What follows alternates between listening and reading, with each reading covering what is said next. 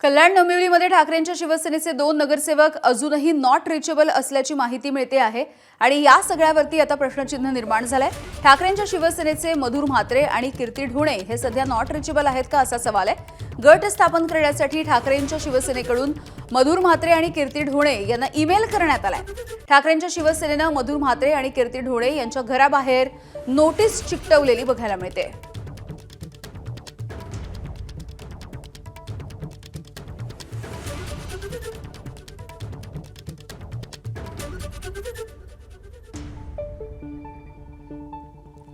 सुरेश काटे आमचे प्रतिनिधी या संदर्भात माहिती देतील। सुरेश, खरं तर असं कळत होतं की विनायक राऊत यांनी या नॉट रिचेबल असणाऱ्या नगरसेवकांसोबत संपर्क साधलाय, मात्र असं काही दिसत नाहीये कारण यांना ईमेल करण्यात आलाय आणि नोटीसही चिकटवण्यात आली आहे। यामिनी विनायक राऊत जे आहेत त्यांच्याकडे आता सध्या 9 नगरसेवक जे आहेत ते ठाकरे गटाचे त्यांच्याकडे आहेत अशी अधिकृत माहिती आहे। मात्र जे 2 नगरसेवक होते कीर्ती ढोणे आणि मधुर म्हात्रे हे दोघे जण नॉट रिचेबल होते, ते संपर्कात आहेत अशी माहिती वरिष्ठ पदाधिकाऱ्यांनी दिलेली आहे। मात्र आता सध्या ते त्यांच्या संपर्कात नसल्याचं स्पष्ट होतंय।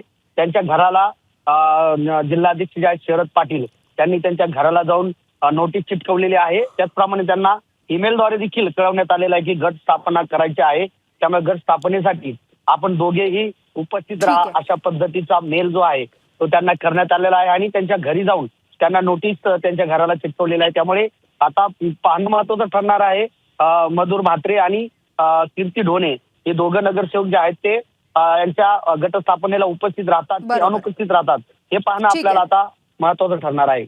अगदी सुरेश, धन्यवाद माहितीसाठी। वेळोवेळी अपडेट जाणून घेऊ।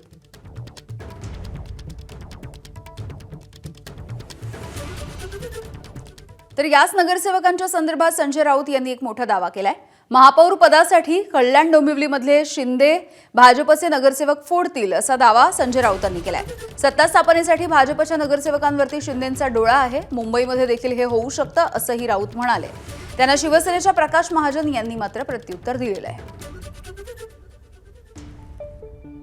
एकमेकांवर दबाव आणण्यासाठी अशा बातम्या पेरल्या जातात। या गटावरून म्हणजे तुमच्याशी आमचं काही अडत नाही, पण एक सांगतो कोणत्याही परिस्थितीमध्ये ते कोणते शिंदे गट, त्या शिंदे गटाचा महापौर वगैरे होत नाही। काल आपण मोदींचं भाषण ऐकलं असेल, पहली बार मुंबई में बीजेपी का मेयर बनने जा रहा है, म्हणजे दिल्लीत ठरलेलं आहे की मुंबईत कोणाला बसवायचं। भाजपचा महापौर ज्या क्षणी होईल त्या दिवशी मुंबई शोकसागरात बुडेल, कळलं? मुंबई शोकसागरात बुडेल ज्या दिवशी भाजपचा किंवा गद्दारांचा महापौर होईल तेव्हा। त्यांना काय वाटतंय त्यांना? मोरारजी देसाईंनी जेव्हा 106 लोक मारले तो काळा दिवस आणि भाजपचा महापौर होईल तो दिवस एकच। मी असं म्हटलं नाही का नाही होणार, मी कुठे असं म्हणालो का होणार?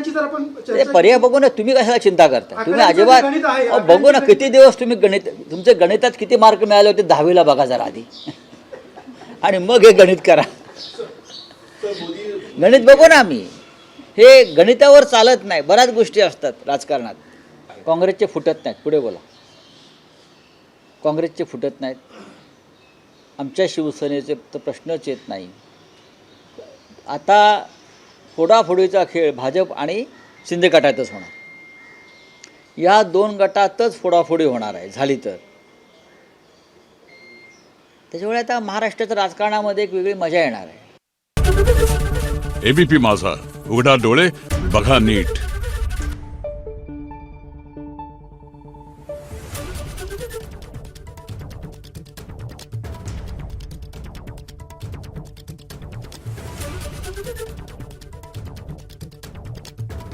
Thank you.